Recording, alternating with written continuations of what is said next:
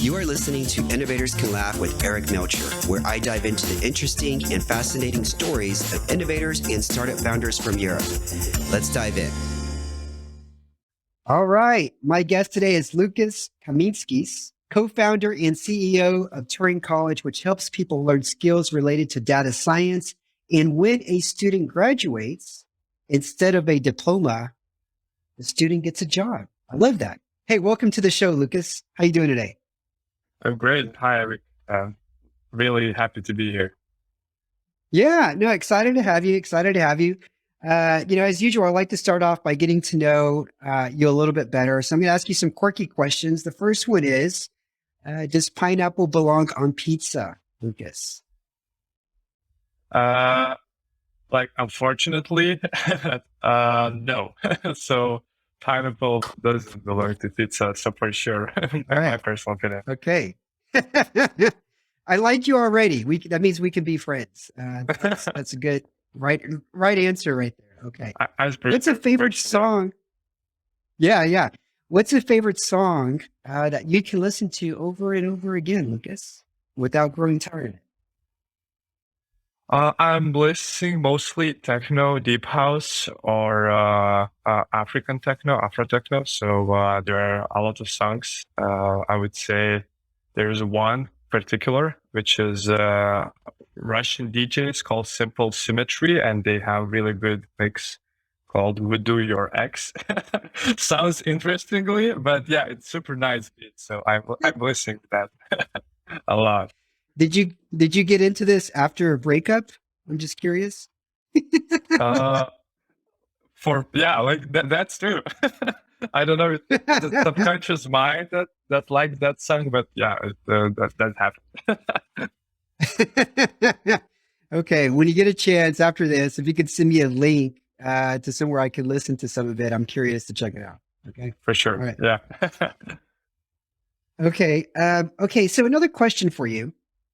Lukas, when you were a kid, maybe 6, 7, 8 years old, what did you consider was rich when you were growing up?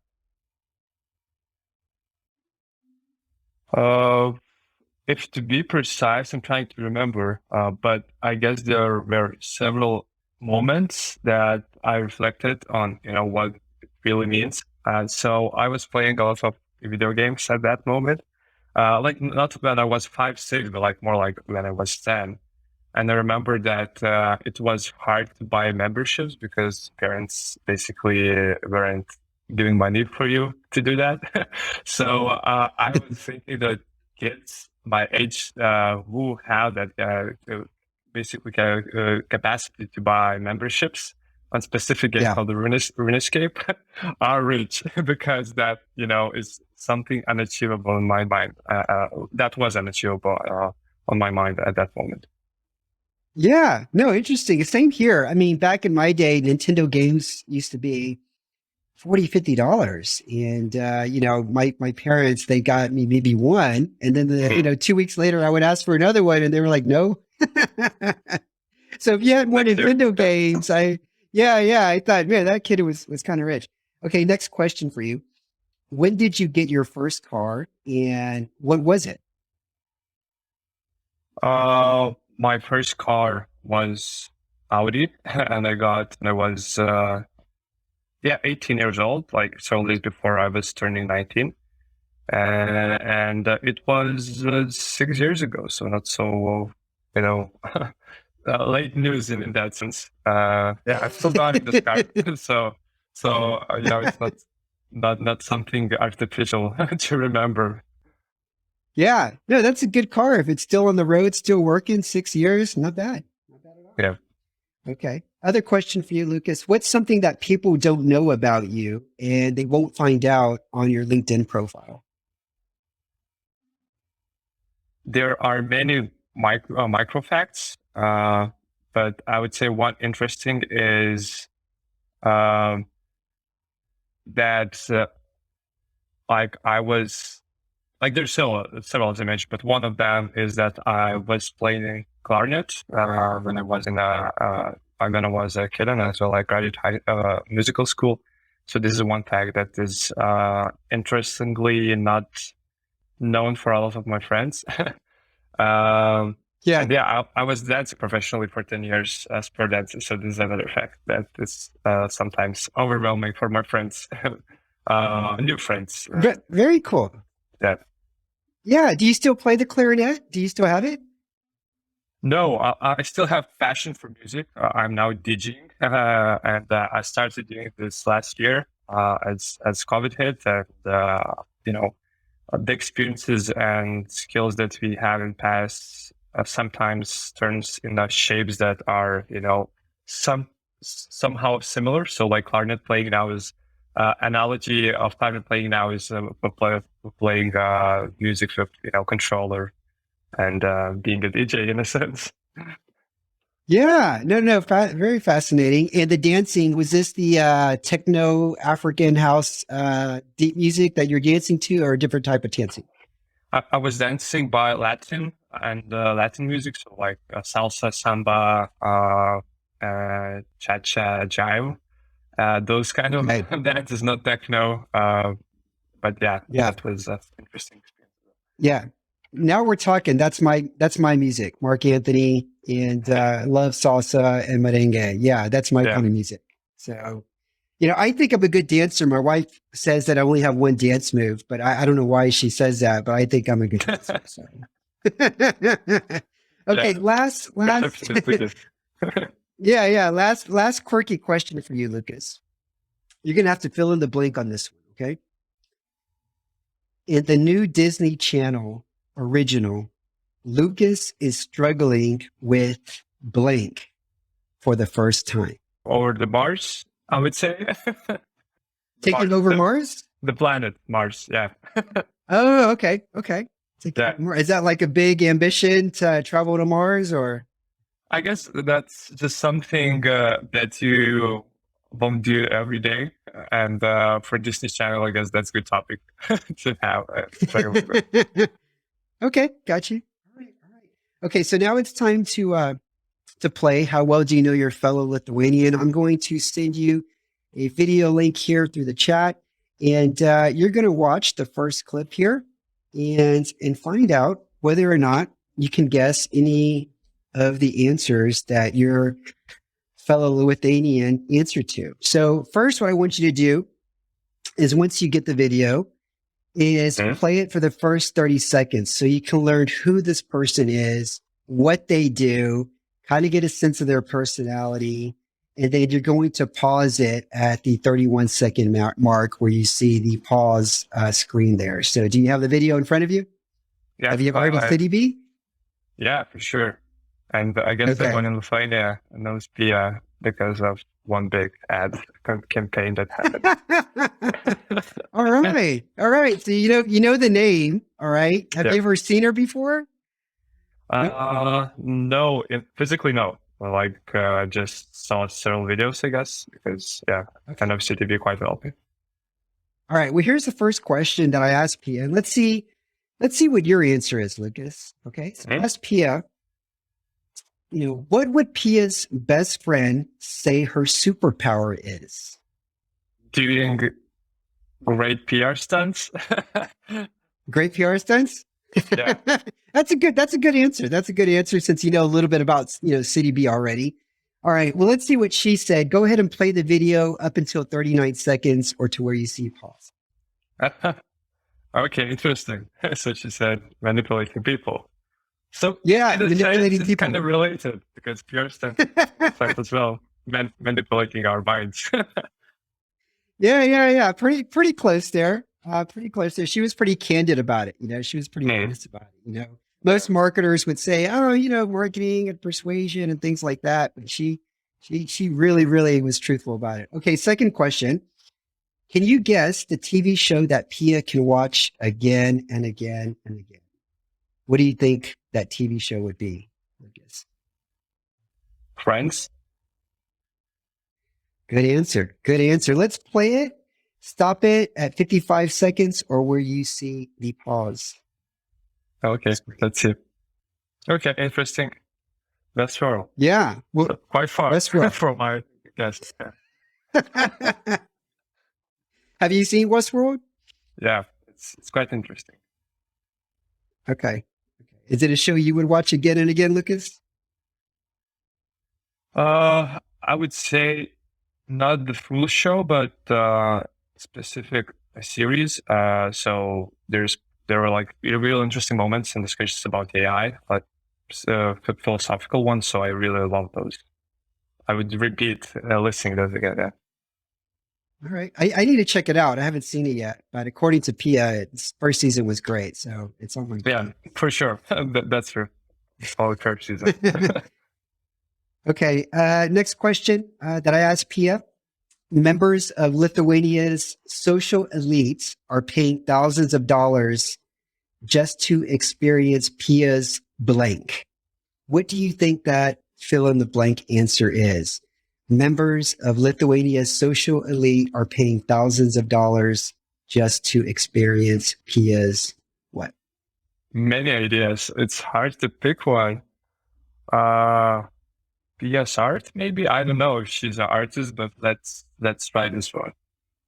Artists? Okay, hit play and stop it at a minute 20. And feel free to put the volume up so we can hear it if you can. Okay.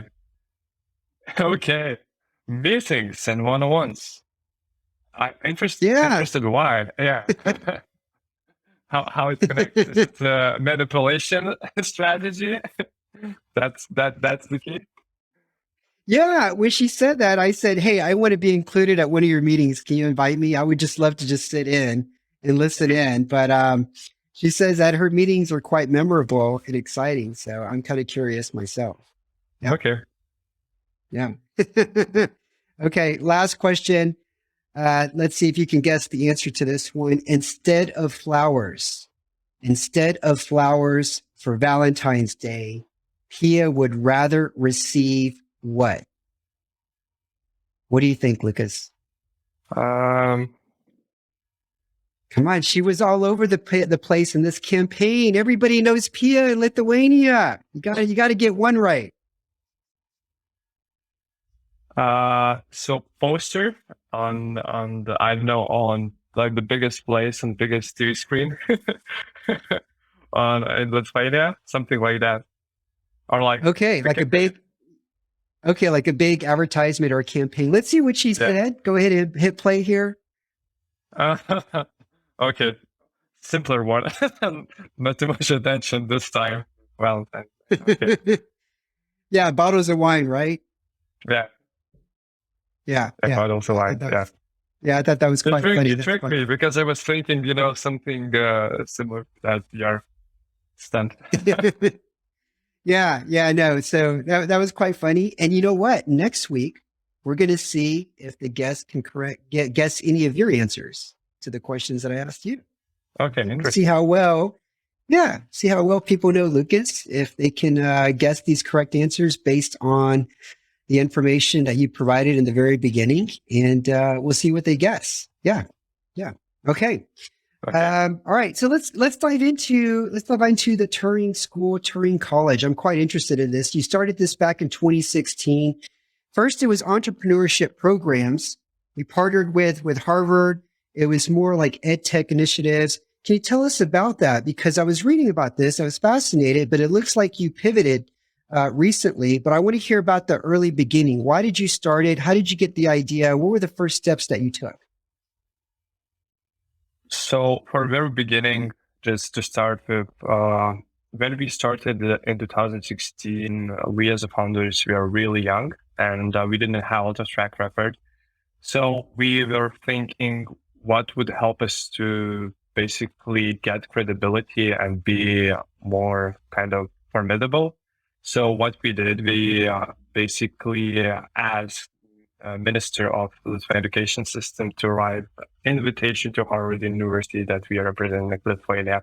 And we went to Harvard with that letter and we gave that letter to kind of Dean of Harvard engineering faculty.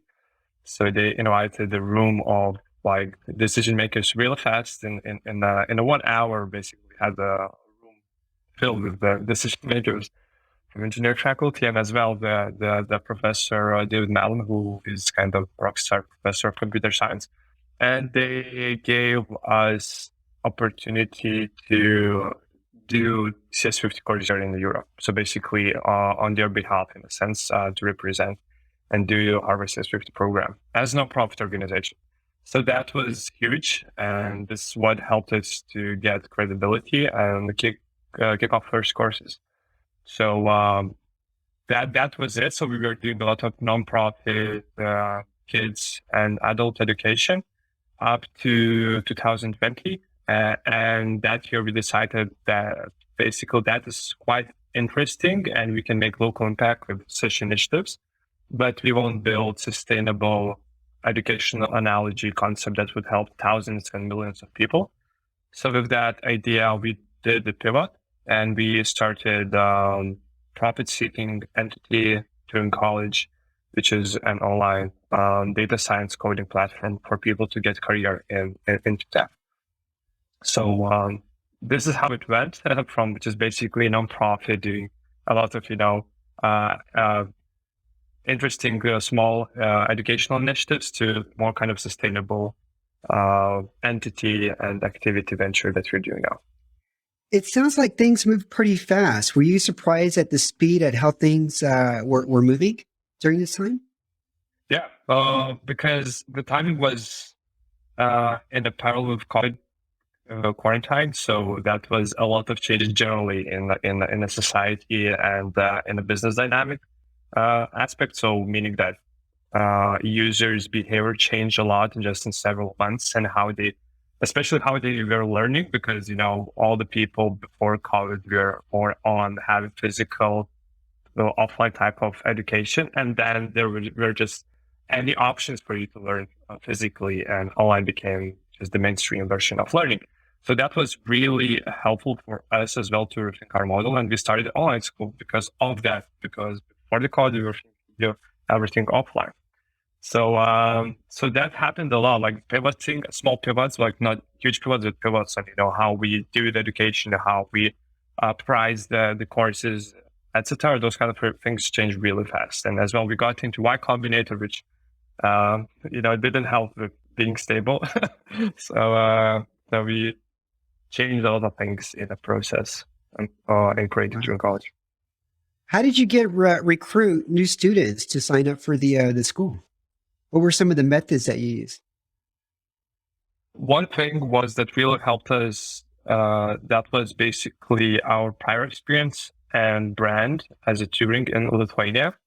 So we had a lot of people that went through our courses already. So we just used that network and word of mouth to invite people and get traction. Secondly, as well, we use traditional acquisition channels, but generally what works the best is basically recommendations and successful stories. So that was the main source of traction for us. And it is now as well, and there'll be for the future, for sure. How many course instructors do you have that are currently in the college that are teaching classes? Currently, it's over 10 and growing. So we are scaling our course offerings. So we will have more and more. In 2022, we plan to have about 30 of them, something like that. Okay. Are the courses all live, or are some of the courses on demand? Or is it a mixture of both? It's mostly not mostly, it's all of them are on demand. And how it works at Turing College, the concept is that students enroll into course and they get pre-recorded material. So there's no lectures, not kind of old school teaching. So you get everything. You spend your time, you do the projects on your schedule. And once you finish the projects, you can schedule one-on-ones with professional, instructors, and they will give personal feedback. Because that's super important. The most value we get is from one-on-ones and like specific tutoring hours, not just basically sitting in a class and listening how someone is explaining things, because you can do that on your own with pre-recorded material. Okay. So we leverage that. Yeah, no, fascinating. And so now currently, is there any sort of tuition? Because the way I read this is that students get a job instead of getting a diploma. And so now I'm wondering, do students pay anything, or do they kick back some of their salary towards the school once they start working? Like, how does that work? What is that model? So we applied income share agreements. So this is basically the abstraction how the income sharing works and how we price people. So people pay nothing upfront when they start Turing College if they choose that specific tuition option. And once they are hired and are getting salary higher than specific cap, they only then start paying us about 20% of their monthly salary until as well specific cap is paid off. So this is like the model that aligns incentives from both sides. We switched from that model. We now have a lot of scholarships available, which are basically established by leading employers because they see the value and of our graduates and they want to be the first ones that hire those students. So now students even can apply for free and be selected to learn for free and then get hired by the company. So our vision is for the future is basically that students won't pay anything to us, but companies would cover the tuition fees. So that is the vision that we are trying to implement. Okay, so are they obligated to go work for that company if they take a scholarship that is provided by that company? No, but how it works is that students should have motivation and interest to start a career in specific tech stack or like specialization. And there are a lot of companies that are looking for those specialists. And we as well demand from the student side to be active and meet specific learning goals. So we are quite sure if the student progresses with specific speed and will do those projects, company will hire even in the middle of the course that student because the supply and demand is super, like the supply is really poor and the demand from the company perspective is super high and they are looking for great talent. So there is no need for us to push students to go to specific company as companies are just, interested having access to additional super great talent pool and pick on their own, and students as well should be interested to work in that specific company. Yeah, no, this is great. Are the companies primarily, or all the companies primarily Lithuanian companies, or are you also attracting companies outside of Lithuania? Many of them, like hiring partners that we have offices in Lithuania, but like 80% of them are international companies. So meaning that they have many offices in Europe as well, but in the United States, Indonesia, for instance, Latin America. So that is like the mix, and our students are working all around Europe in different companies.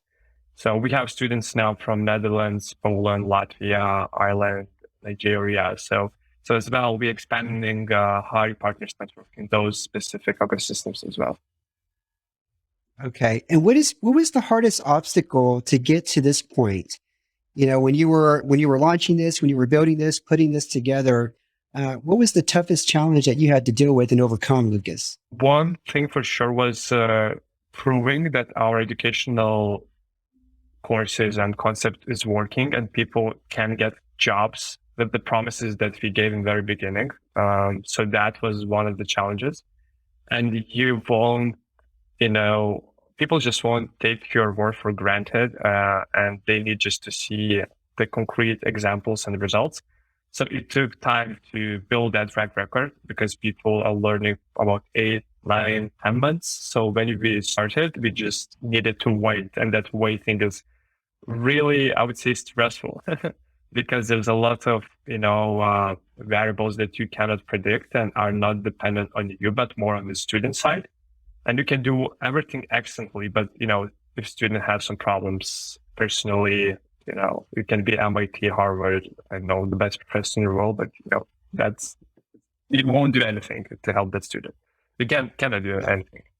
So that was difficulties that we had, but now everything is proven already, and our students who graduate are placed 100% in the market. So everyone got the job in the data science. I love this idea. I'm still paying my student loan that I got back, 15 years ago. And I love this new model, the fact that a student can learn, and if they can learn new skills, they can get, almost kind of like guaranteed a job in the data science field or engineering field, and they're not, you know, they're not, they don't have to carry this weight of student loan debt. And so what you're doing is fascinating. I hope to see many more models like this everywhere. It's something that I'm going to be pushing my kids towards, this new model. And it's, many parents say study hard so you can go to, an Ivy League school.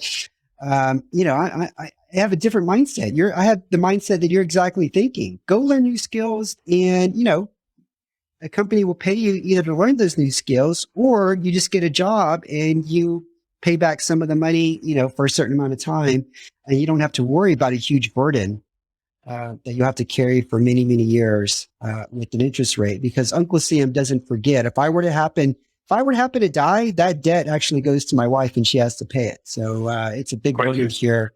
Yeah, it's crazy. It's a big burden in the States. So another question for you is, what other things do you want to do, Lukas? This is a pretty ambitious goal that you seem to have, taken on the challenge. You're making it a success. You're quite young. What else are you thinking about, like either in the near future or maybe 5 years from now, that you want to tackle?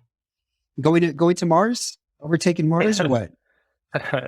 No, Mars is let's keep Mars for Elon at this moment. But in my there's of course long-term, short-term goals, but in upcoming future, the goal is basically as well to find just really clear product market fit with the model that we are experimenting. Because as well as I mentioned, our vision is that education for students would be free of charge totally, and this is really hard to implement, and it requires a lot of experimenting and finding ways how to attract companies and to urge them to pay, not students. So that is quite a challenge, and we are spending a lot of time thinking about innovations, hooks, anchors, psychological, economical, all those kind of things, how to hook companies. So the short-term goal is super simple, to find product market fit and scale to the thousands of students, because now we have close to 100. And we want to scale to other European Union countries first, and as well then go to Africa, for instance, because we had 15 students from Nigeria, and those are excellent students. All of them got jobs in Europe, almost all of them. Several of them stayed in Nigeria, but I see so many potential there for people to get quality education, and those ecosystems are only beginning to raise and construct themselves. So I see that those initiatives as ours could be game changer for those economies to grow. And as well, people like Nigeria has close to 300 million citizens. So it's like 2/3 of Europe. So, and education quality is really poor and unequal there. So vision is to go there and provide equal opportunities for high level data science tech education. That is short-term, long-term goals, I would say, connecting each other. Lukas, that's awesome. You truly are, you're changing, people's lives. And, the vision that you have, that it could impact beyond Lithuania to regions of the world where there's this huge population that don't have the access. They have the desire, they have the hunger, they're willing to put in the effort and time. So I commend you for it. I think it's very admirable. Last question. Do you have a motto or a favorite quote that you live by, Lukas? Yeah, it's in the back of my room. It's Memento Mori. Stoic quote, I would say. Marcus Aurelius is a propagator of that itself. But yeah, just simply remember that this day could be the last day of your life, and embrace it with the full potential. Love it. Okay. I enjoyed it very much. All right, Lukas, thank you so much for being on the show. Everybody listening, you enjoyed this episode, feel free to hit that subscribe button and join our newsletter on innovatorscanlaugh.com. I'll be back here with next week. This is Eric saying goodbye, and have a wonderful 2022. Cheers. Bye. Thank you.